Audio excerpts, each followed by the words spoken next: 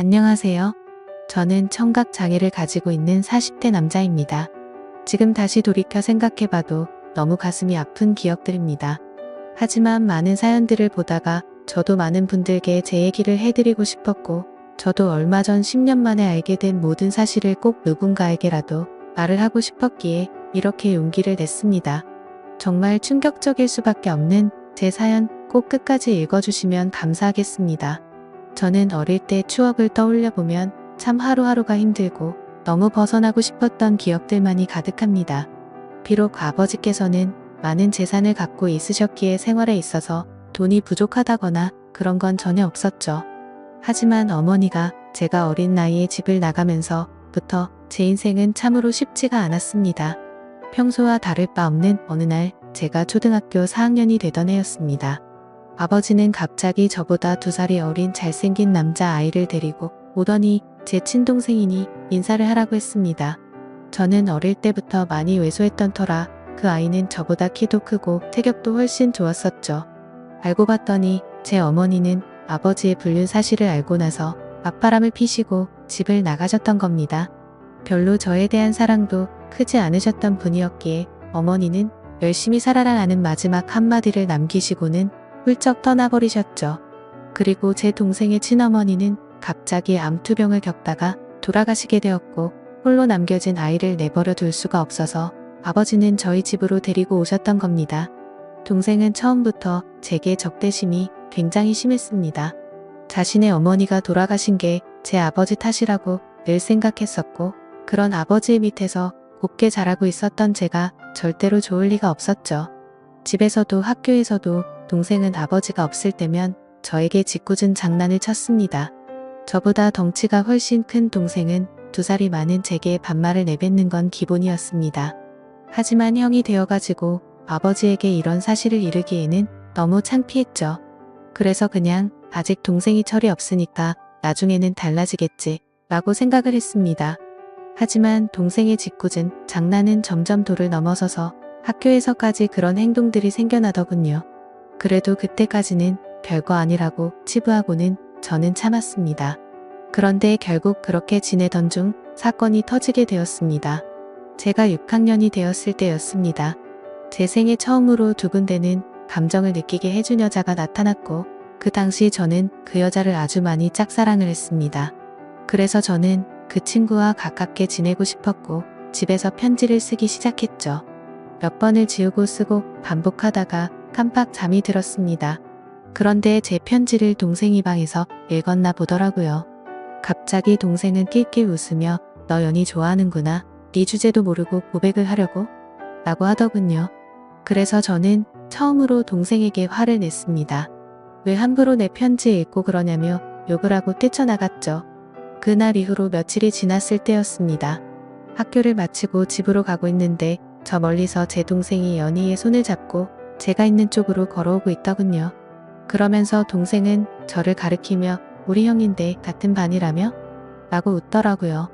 그때부터 저는 도저히 참을 수가 없었습니다. 눈물이 나는 걸 질끈 참고 집으로 뛰어갔습니다. 집에 가자마자 분노가 폭발해서 펑펑 울면서 눈에 보이는 동생의 물건을 모두 다 던졌고 옷도 가위로 마구 찢어버렸죠. 30분 정도가 지났을 무렵 동생도 집으로 들어오더니 제게 뛰어들었습니다. 신체적으로 제가 당연히 불리했지만 저도 눈이 돌아간 상태여서 동생의 멱살을 잡고 서로가 처음으로 몸싸움을 하게 된 날이었죠. 그런데 정말 뜻하지 않은 큰 사고 벌어지고 말았습니다. 서로 몸싸움을 하다가 저는 옆으로 넘어지면서 귀가 가구에 크게 부딪혔고 결국 응급실에 실려가는 일까지 생겨버렸습니다. 치료가 끝나고 저는 한쪽 귀가 들리지가 않아서 이상하다고 생각하고 있는데 아버지는 눈가가 촉촉해 있었고 의사 선생님은 조심스럽게 말했습니다. 너무 안타깝지만 한쪽 귀가 영구적으로 청력 손실이 되었다고 하더라고요. 아직 어린 나이에 평생 제 귀가 상했다는 소리를 듣자마자 너무 화가 났습니다. 구석에 있는 동생에게 욕을 해대면서 달려들었고 마구 때렸습니다. 그러자 동생은 "네가 먼저 해놓고 왜 자기 보고 그러냐며 소리를 치더라고요. 그날 이후로 저는 한쪽 귀를 잃게 되었고 훗날 웃고 지낼 줄만 알았던 동생도 잃게 되었습니다. 학창시절 내내 저는 귀가 잘 들리지 않아서 괴로운 생활을 보내게 되었습니다. 그런 원망들은 고스란히 동생에게 갔죠. 집에서 얼굴을 마주쳐도 서로가 한마디도 하지 않았고 꿈에서조차 나오면 욕을 하면서 깰 정도로 많이 증오했습니다. 그렇게 학창 시절을 겨우겨우 버텨냈습니다. 그리고 20살이 되자마자 저는 바로 독립을 하겠다고 아버지에게 말씀을 드렸고 예전보다 훨씬 마음 편하게 대학 생활도 즐기고 평범한 나날을 보냈습니다. 동생을 마주하지 않으니 다른 건 다 필요 없었고 마냥 행복했었죠. 그러다 제가 25살이 되던 해에 갑자기 병원에서 연락이 왔는데 충격적인 소식을 들려줬습니다. 지금 아버지께서 사고가 나셔서 마음의 준비를 하고 당장 오셔야 할 것 같다고 하더라고요. 저는 미친 듯이 울면서 곧바로 고향으로 내려갔습니다. 아버지께서는 의식이 없으신 상태셨고 동생은 군대에 가 있었던 상황이라 보이지가 않았습니다. 제발 아버지가 깨어나시길 간절히 바랬지만 결국 제 바람은 이뤄지지가 않았죠. 아버님은 그렇게 제 곁을 떠나시게 되었고 제게는 가족이라고는 서류상으로 있는 형식적인 동생만 존재할 뿐 사실상 제 곁에는 아무도 없어지게 되었습니다. 그렇게 장례를 치르고 있는데 변호사분이 찾아와서 제게 유산에 관련한 걸 안내해 주더군요. 아버지는 제게 미안한 마음이 크셨는지 본인 재산의 90%를 제게 상속하셨고 10%는 동생에게 남긴다는 내용이었습니다. 그리고 제 의지에 따라서 재산을 더 분배할 수가 있다고 되어 있었죠. 동생도 아버지의 소식을 듣고 휴가를 나왔고 저는 그 모습을 보자마자 욕이 나왔고 도저히 마주치기가 싫었습니다. 그래서 그냥 내가 있을 테니 너는 그냥 눈에 띄지 말고 들어가라고 말했죠. 울고 있던 동생은 네가 뭔데 이래라 저래라냐며 또 티격태격하게 됐고 유산은 어차피 너한테 10%밖에 가지 않을 거니까 그렇게 알고 있으라고 말했고 마음 같아서는 1%도 주기 싫다고 역겨우니까 말도 걸지 말라고 하고는 나와버렸습니다. 그런데 원래 성격 같아서는 날뛰었어야 할 얘가 가만히 있더라고요. 아무쪼록 그렇게 아버지를 떠나보내게 되고 나서 저는 다시 서울로 올라가서 생활을 시작하게 됐습니다. 3년이라는 시간이 금방 흘러갔고 전 아내를 만나게 되었습니다. 저는 청각장애가 있던 터라 평범한 직장을 구하기는 어려웠습니다. 하지만 아버지께서 남겨주신 재산이 있었기에 저축만 해두고 살아도 충분해서 간단한 재테크들만 할 뿐 별다른 일을 하지 않고 지냈었죠. 그런데 어느 날 자주 가던 부동산에서 중개업자분이 저보고 결혼을 해야 할 때 되지 않았냐고 하더니 소개를 시켜준다고 하더라고요. 자신이 아는 분의 딸인데 지금 스튜어디스를 하고 있고 얼굴도 예쁘고 착하다면서 저를 설득했죠. 하지만 저는 여자가 너무 두려웠습니다. 여자들 몇 명이 다가온 적은 있지만 청각장애가 있는 사실을 알고 눈빛이 바뀌는 것도 여러 번 겪었고 저에게 관심이 있다기보다는 제 재산에 관심 있는 여자들이 대부분이었기 때문이었습니다. 그래서 저는 한사코 거절을 하고는 부동산을 나서게 됐죠. 그로부터 며칠 뒤에 저는 은행 업무를 보고 집으로 들어가던 길이었습니다. 근데 저 멀리서 부동산 중개업자분이 어떤 여성분이랑 같이 서 있더군요. 복장을 보니 스튜어디스의 캐리어를 끌고 있었고 저는 저 여자분을 소개시켜 주려고 했었던 건가 했습니다. 가까이 다가가서 인사를 하는데 얼굴을 보자마자 저는 정말 첫눈에 반해버렸습니다. 너무 예쁜 외모에 뭔가 전문적인 복장을 입고 제게 방긋 웃는데 그 모습에 푹 빠진 거죠. 그래서 저는 너무 설레는 마음에 부끄럽게 인사를 하고는 도망치듯 금방 집으로 들어가 버렸고요. 그런데 제 자신도 모르게 자꾸만 그녀의 모습이 떠오르더라고요. 조금만 있으면 괜찮겠지 하는 마음으로 며칠 동안을 참으며 보냈지만 도저히 참지 못하겠더라고요. 저는 곧바로 그 부동산으로 향했고 중개업자분에게 소개를 받겠다고 말을 했습니다. 근데 중개업자는 갑자기 웃더니 그러게 진작 소개받으라니까 벌써 다른 남자랑 소개받았다고 하더라고요. 그래서 저는 제 자신을 한탄하면서 알겠습니다 하고 돌아서려는데 일단 여자분한테 한번 물어나 볼게요 라고 해서 저는 금세 기분이 좋아졌습니다. 그렇게 다행히도 여자분은 소개받은 남자와 잘 안됐다며 소개를 받아보겠다고 했다고 하더라고요. 며칠 뒤 소개를 받기로 한 날 저는 처음으로 미용실도 가고 명품 옷도 사서 최대한 저를 깔끔하게 꾸미고 약속 장소로 나갔습니다. 그녀도 약속 시간에 맞춰서 나오게 되었고 활짝 웃으며 제게 인사를 하는데 평상복을 입어도 너무 아름다웠기에 저는 눈을 떼지를 못했습니다. 나이는 저와 동갑이었고 결혼 정년기가 되어서 빨리 결혼을 하고 싶어서 마음에 맞는 사람을 찾고 있다고 하더군요. 저는 최대한 그녀의 발언에 뭐든지 수긍을 하면서 호감을 사려고 노력했습니다.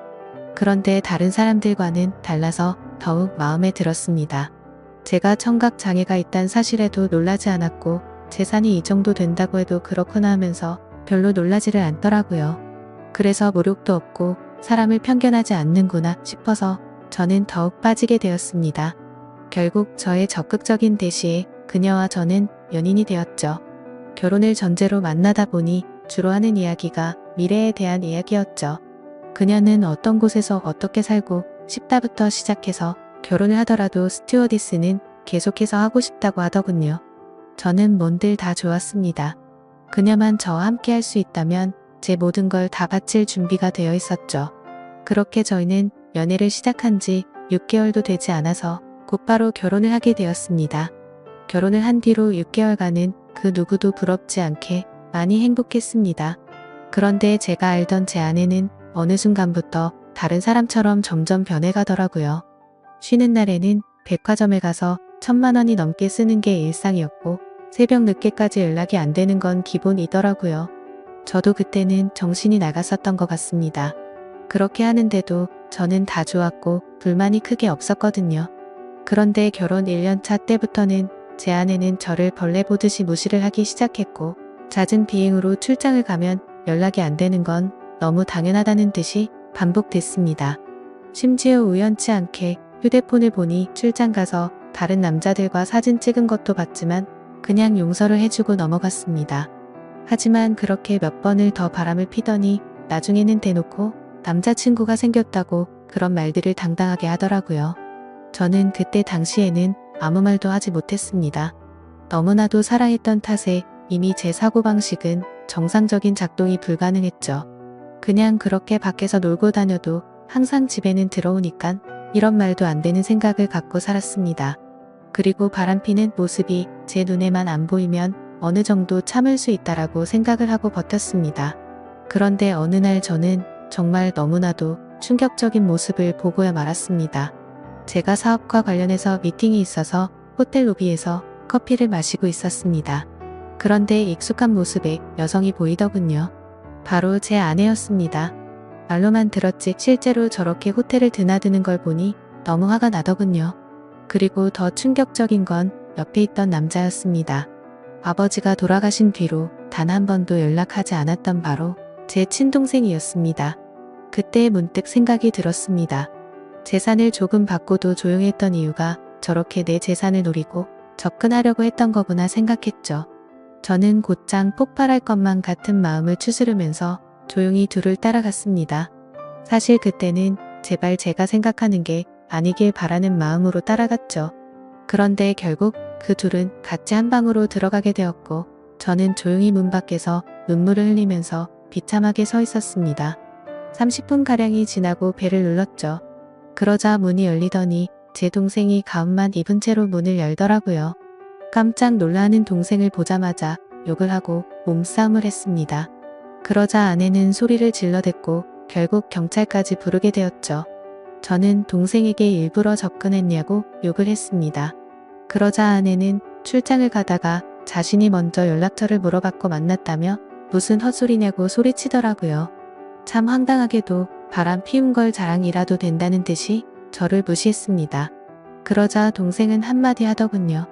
이제 모든 사실을 알았으면 그만 빌붙고 이혼 도장 찍고 꺼지라고 말하더라고요.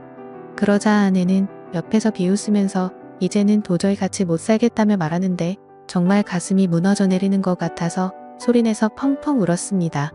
너무 행복하다고 생각했던 제 가정이 이렇게 무너지다니 믿을 수가 없었죠.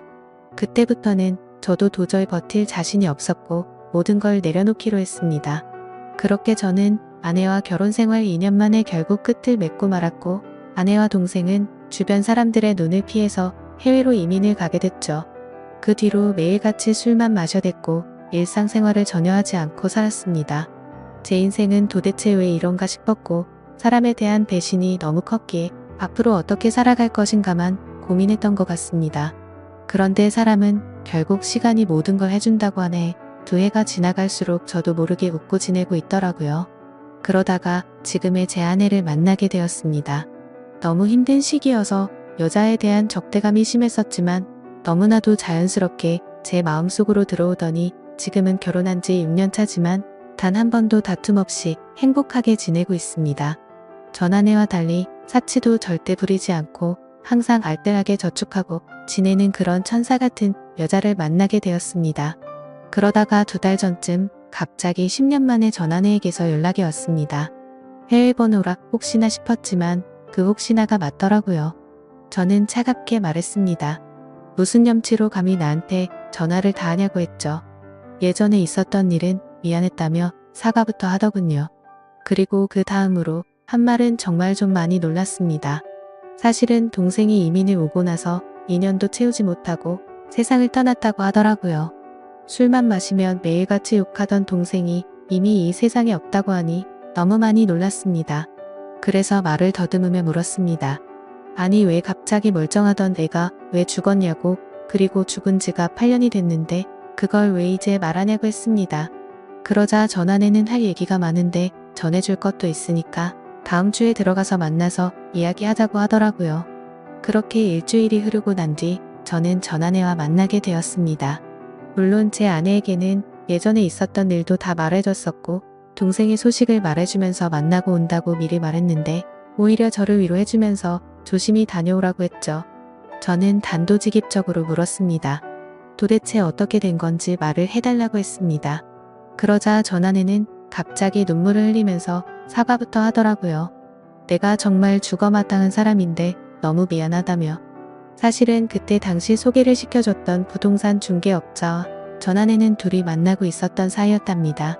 제 재산을 알고 의도적으로 접근을 했었고 그 덕분에 결혼을 하고 나서 제 돈을 흥청망청 쓰면서 몰래 비자금도 많이 빼돌렸다고 하더군요. 그리고서는 말했습니다. 사실 당신 동생을 많이 원망하고 있을 것 같은데 정말 이렇게 계속 살다가는 자신이 미쳐버릴 것 같다면서 용기를 냈다고 하더라고요. 동생과 전 아내는 불륜 사이가 맞았답니다. 물론 그건 전 아내만의 생각이었다고 했죠. 동생은 전 아내와 이민을 가고 나서 곧장 모든 사실을 밝혔답니다. 사실은 암에 걸려서 회복이 불가능한 상태였고 당신을 형 옆에서 떼어내려고 했다고 말했답니다. 그런데 전 아내는 이미 제 동생에게 많이 빠져 있어서 동생이 떠나는 날까지 옆에서 있었다더군요. 그리고는 제게 노트를 건넸습니다. 사실 동생은 절대로 이 비밀을 제게 말하지 말라고 해서 평생 말하지 않으려고 했답니다. 그런데 얼마 전에 한국으로 다시 돌아오려고 짐을 정리하다가 이 노트를 발견했고 내가 이 말을 안 하면 마음에 죄책감이 들어서 절대로 인간으로서 살아갈 자신이 없다면서 주더라고요. 그렇게 전 아내는 미안하다면서 앞으로 잘 지내라고 하고는 자리를 떠났고 저도 차로 돌아가서 침착하고 노트를 펼쳤습니다. 아버지와 저 그리고 동생이 찍은 유일한 사진이 끼어져 있더군요. 일기는 매일같이 쓰지는 않았고 동생의 어머니가 돌아가신 이후로 특별한 날들마다 쓴 것 같았습니다. 제가 청각을 잃은 날 쓴 일기를 보니 동생의 마음을 어느 정도 알 수가 있었습니다. 동생은 저에게 사고를 입힌 뒤로부터 매일같이 죄책감에 시달려 살았던 것 같습니다. 우리 엄마가 떠난 게 형의 잘못이 아닌 거 아는데 내가 왜 그랬을까 자책하면서 그래서 그날부터는 제게 편한 거라면 뭐든지 해주려고 했더군요. 제가 동생에게 말을 하지 않으니 서로 말을 섞지 않는 게 어린 나이에는 배려라고 생각했고 그날 이후로 자연스럽게 형과는 돌이킬 수 없는 사이가 됐다라는 글이 있더라고요. 그리고 학창시절 제게 놀림을 줬던 친구를 언급하면서 욕을 적었고 결국에 혼쭐을 내줬던 것 같습니다. 어느 날 동생이 얼굴에 멍투성이가 되어서 들어왔던 날이 떠오르면서 얼핏 기억이 났습니다.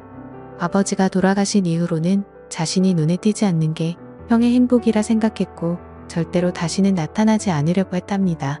그런데 가망이 없는 암이 걸렸다는 사실을 알게 되었고 저를 마지막으로 멀리서나마 보고 가려고 했답니다. 그렇게 저희 집으로 오던 중에 전 아내가 다른 남자와 저희 집으로 들어가는 걸 봤답니다. 동생은 제 결혼식도 멀리서 지켜봤었기에 아내의 얼굴을 알고 있었죠.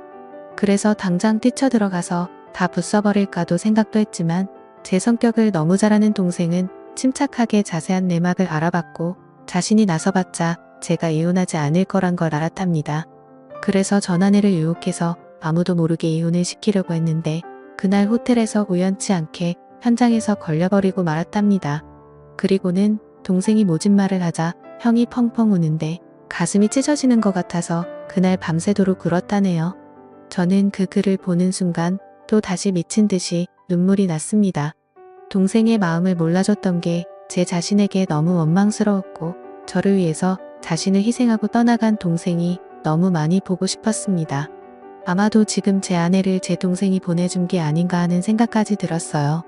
그래서 그날 저는 집으로 들어가서 아내를 보니까 어린 아이가 된 것 마냥 너무 슬퍼서 소리내서 펑펑 울었습니다. 아내도 함께 울면서 앞으로라도 동생이 저 세상에서 행복할 수 있게 기도하자며 저를 위로해주더군요. 저는 형으로서 너무 한심했습니다. 어릴 때 실수로 일어난 그 사고를 유연하게 넘어가지 못해서 모든 짐을 동생에게 떠넘긴 것 같아서 너무 미안했습니다. 제 동생도 그 어린 나이에 엄마를 일찍 떠나보내고 모든 게 삐뚤어져 보이는 상처 많은 어린 아이였을 뿐이었는데 말이죠. 앞으로 저는 제 동생을 평생 그리워하면서 살아갈 것 같습니다. 이 글을 읽는 분들, 제 동생이 저 세상에서 마음 편히 지낼 수 있게 짧게나마 위로해줬으면 하는 바람입니다. 소중한 시간, 제 글을 읽어주셔서 모든 분들께 감사드립니다. 항상 행복하세요.